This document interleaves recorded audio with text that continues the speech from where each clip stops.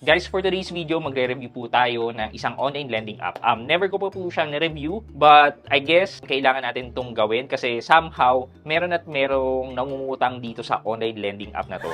And sana makapagbigay tayo ng information sa mga nagbabalak pa lang na mangutang dito.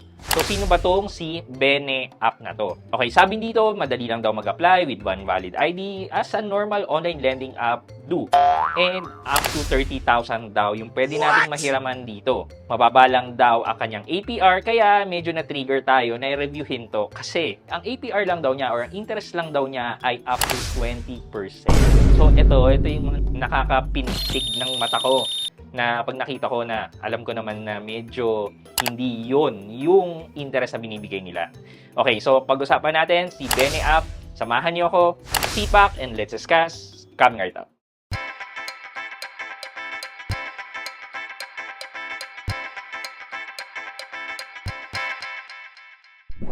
Hi guys, this is Pat and you're in Pat Quintos Review TV. So if you're new to my channel, I do reviews about personal finance na meron akong experience or meron akong knowledge na ginawa ko na yun ng videos and playlists na makita nyo dito sa taas. At kung bago ka dito sa channel ko, you may want to consider subscribing to my channel.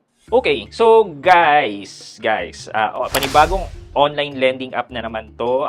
Apart from the usual na ginagawa natin or nire-review natin mga banks, mga digital something, GCash wallet, etc. But this time, gusto ko sana magbigay ng public awareness sa mga online lending app. That's why nagre-review tayo noon. Okay, search muna natin si Bene sa Google para makita natin kung may website siya na one-page website. Yan. Apparently, wala. So, wala silang website. Wala tayong mapuntahan. Ewan ko, sinerch ko. So, wala silang website. Ang mapupuntahan lang natin ay ang kanilang Google Play Store. Ito. So, Bene Online Easy Loan App. Meron siyang 4.3 star rating. Ayan. So, sabi dito, ayan, ito daw yung interface. You can log in via OTP and via password. Easy step to get loan. 2+ million user. Wow. Unsecured maximum borrowable. O, diba? Ito pa lang, guys. Ano ba to? Hindi man lang chine-check. Wrong spelling. Borrowable. Borrowable. Okay. So, up to 30,000 daw. And yung loan length niya nakalagay 90 up to 180 days. Wow. Ang tagal nito. Congratulations, secure. Ayan. Basically, yan.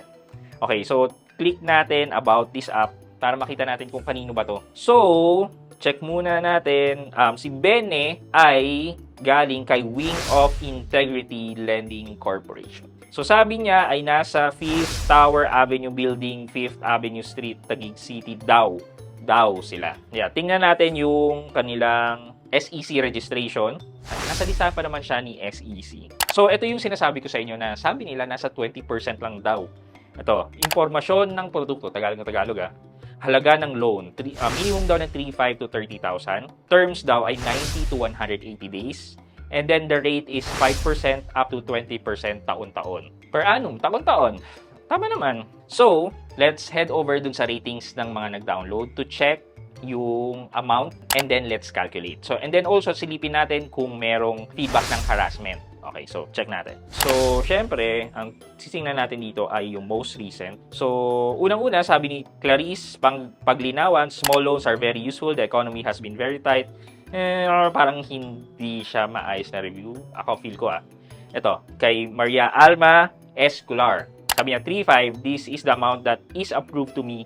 But when I checked the payment details, I was shocked. I will only receive 2,270. The charge is 1,230.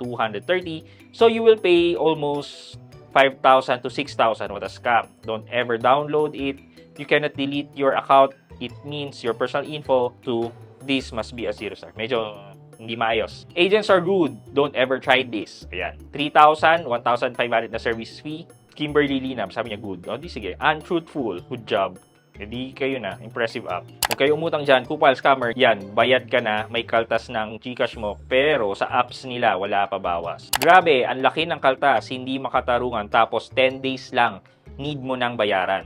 Ito, sabi dito, very intimidating loan apps. I thought the interest is good for at least 15 days. Yun pala for 1 week only. Tapos di pa tatapos ang araw, ang OA na maningil. Don't install, OA din ang interest. Okay, so ito, meron tayong nakuhang dito, amount, and then charges, and yung term. Okay, so sabi dito ni Christian Jill Quison, huwag kayo mag-download at apply dito. Yung 5K loan mo, magiging 3.5K. At 10 days lang siya, need mo bayaran agad yung 3.5K at 10 AM cut-off nila.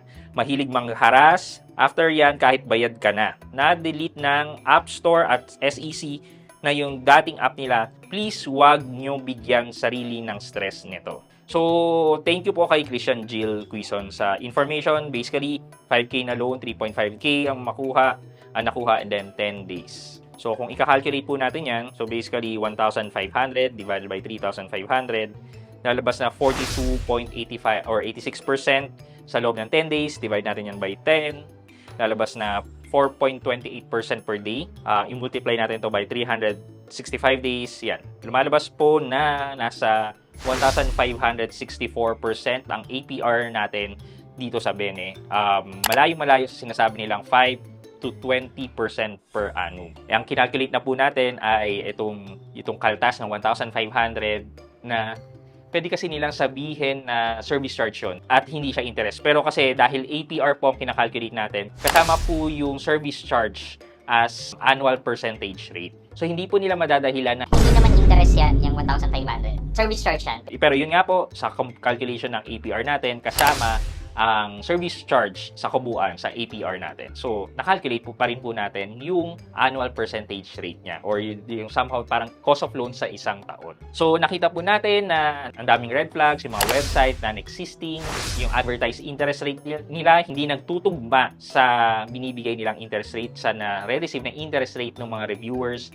Nandyan yung harassment and then yung alleged na star buying or review buying. If this is the case, then makikita natin si Bene app dito sa list ng mga online lending apps na na-review natin. And again and again, ang nakikita ko dito sa listahan natin, ang medyo truthful sa mga sinasabi nila is nandyan si Tala, si One Hand, si Mabilis Cash, na ina-advertise naman talaga nila na nasa 180% yung kanilang APR, which is, ito yung ceiling na sinet ni BSP when it comes to loans na 10,000 and below at sa loob ng 6 months.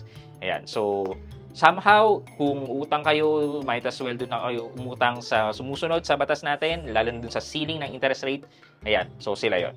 Okay. For our question of the day, ano po kaya yung mga reason nila kung bakit nagtatry pa silang umutang doon given na ang taas ng interest, ang taas ng kaltas? Bakit po kaya?